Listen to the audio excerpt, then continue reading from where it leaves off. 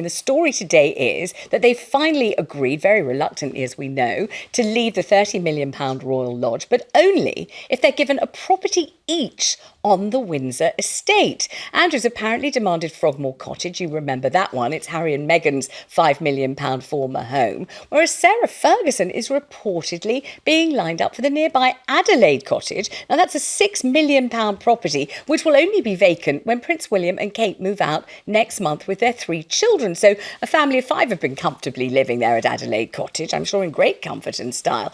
Now both of those properties would constitute a significant step down from 30-room Royal Lodge, but quite frankly, they're not too shabby, are they really? We know that Andrew and his family are entitled to live in Royal Lodge it's turned out to be rent-free, although nobody really realised that either, until 2078, technically, according to the lease.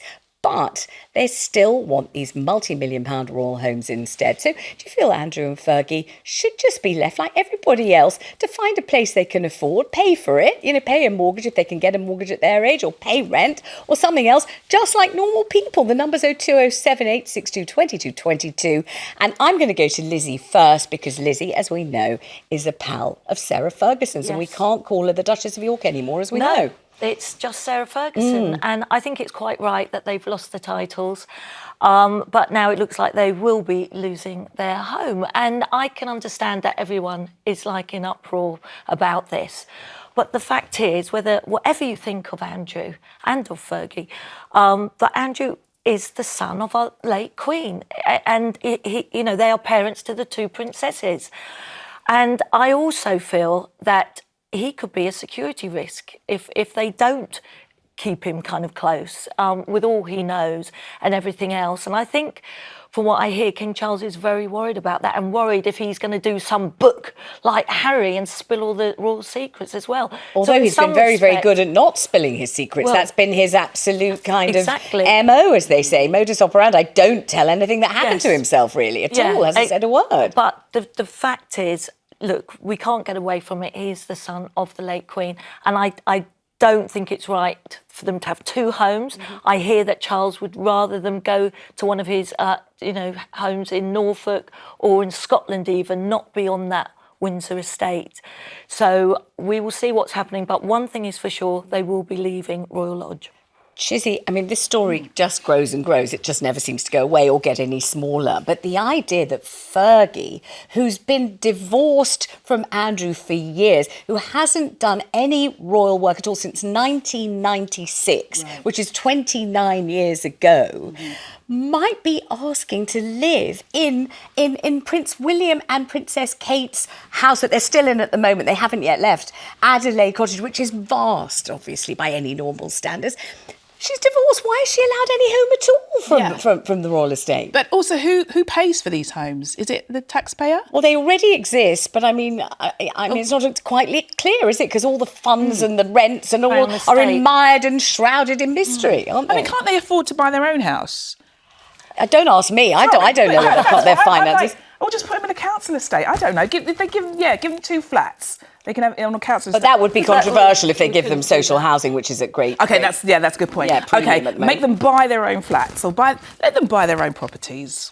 The fact is, with Andrew, which has happened, he paid £1 million lease on Royal Lodge, and that lease doesn't run out till 2078, I think. So. So that's his bargaining chip, you mean? The Crown estate will have to pay him £500,000. Because anyway, so it's a tricky situation for King Charles. But one thing for sure, they have to get out of there. I mean, the uproar of them being in this 30-bedroom huge home, and the upkeep, it costs enormous amount of money. Sam, you're sitting there quietly, but I mean, it does seem, as people might say, a rum situation. It's very rum. Very rum indeed. The bit that I find the most curious is that Andrew is in negotiation. He's saying, I will leave, but only if you give me this. And I'm thinking, what are you going to do? Board yourself in like a squatter? Have you seen the amount of soldiers they've got at Buckingham Palace, right? The lads with the big hats. They'll send a bunch of them round. You can't just say, I'm only going if you give me something. You're out. He's out on his ear. Except he really isn't, though, is he? Because he's dug in, and so has she. Are you not intrigued or perplexed or some other word of that kind, or to use Kate Garraway's word, flabbergasted, by the fact that, A, Fergie's there at all? Yes. I mean, after all these years. Absolutely. And B, that she seems to require or want a separate establishment of really monumental proportions in which theoretically she'll live on her own. So part of me, it is strange, but part of me thinks it's quite nice because people get divorced and it's usually very nasty. Yes. And I've had these I can take for that. When my dad left my mum, he left us on a council estate and bought himself quite a nice place in another part of London, right? And so you sort of think, okay, yes, strange. Yeah. I don't know. Maybe you've got some insight to the way things go down in that house. But I think he's looking out for her now as well. I'm with Chizzy. I think sell the place, give them a bit of money to go and buy themselves maybe £1 million flat each, and give the rest of the money to a food bank or the NHS. Yeah. That would be the correct thing to do. Except anyway, hang on though, but anyone who's been through a divorce knows that if you're the person getting the alimony or getting the lump sum, which was Fergie at the time, she got that money. She was given that years and years ago when they divorced. She's not owed another tranche of money or somewhere to live now. If she didn't buy somewhere to live out of whatever money she got when she divorced Andrew, then she has not somewhere to live. But she doesn't get given an enormous estate that William and Kate have been living on. She's got a lot of secrets on him. Well, you know what? There is this sense of entitlement, and that's what is really getting up people's noses with this. And I'm afraid, I mean, she always said that they had the best divorce ever, and they literally lived together, and it was wonderful. But now they want separate homes. Well, that must be because of the stress of everything that's been happening. It must have been very difficult. It is very stressful, very difficult, and I think she feels let down.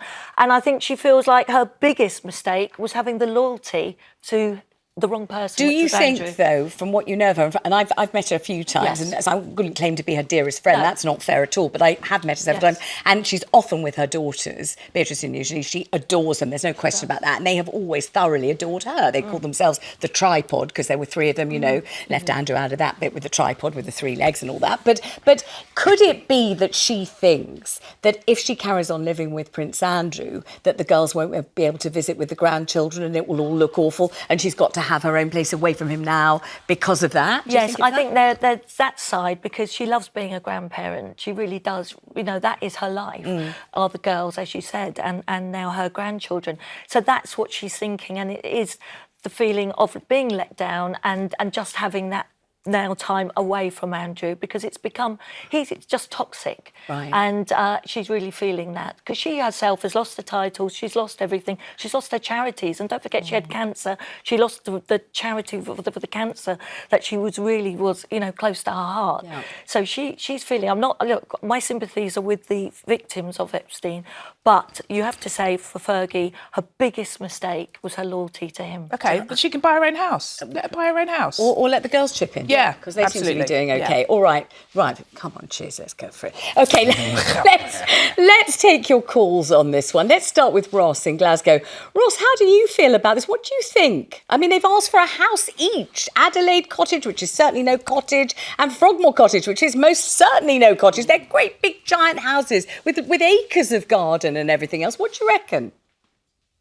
Well, there's certainly a lot of empty houses in the UK, so put them in a council house.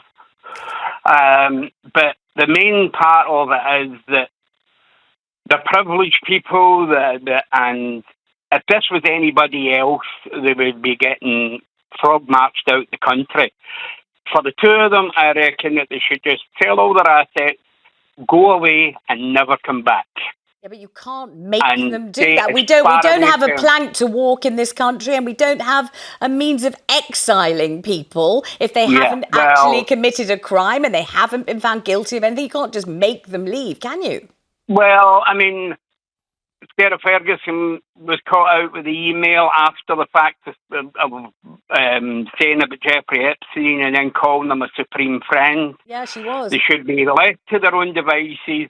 They can sell all their assets off, buy houses, get a job, although don't put Fergie anywhere near money because she's not good at handling it. That's true. I don't deny that. I don't think that's a slanderous thing to say. She seems to be absolutely appalling with money and accruing multiple millions of pounds worth of debt, which of course makes you very vulnerable when you're around someone like Jeffrey Epstein. It means you're not going to say what you really think or behave in the way you would really behave because you're desperate for the dosh, because you've got yourself into such a terrible, precarious financial situation. So Ross, absolutely good to talk to you. Obviously, you can't give them a council house because that wouldn't be fair to all the people on the council waiting list. That would be deeply unfair. So you couldn't do that either. So someone's got to dredge up a bit of money, but to buy them something appropriate, don't you think? But also, what I said previously about, could he be a real security risk to the royal family?